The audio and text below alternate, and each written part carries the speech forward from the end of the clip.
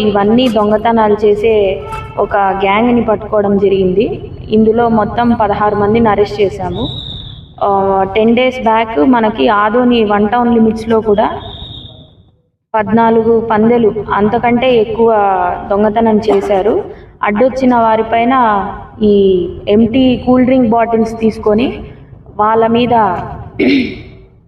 వేయడం, cool drink బాటిల్స్తో వాళ్ళ మీద వేస్తే కొట్టడానికి వేసి వాళ్ళని భయభ్రాంతులకు గురి చేసి కొంచెం వాళ్ళకి దెబ్బలు కూడా తగిలాయి. అందులో ఆ క్రమంలో దొంగతనం చేసి 14 కంటే ఎక్కువ ఉన్నాయి పందులు కూడా దొంగతనం చేసి తీసుకొని వెళ్ళిపోయారు.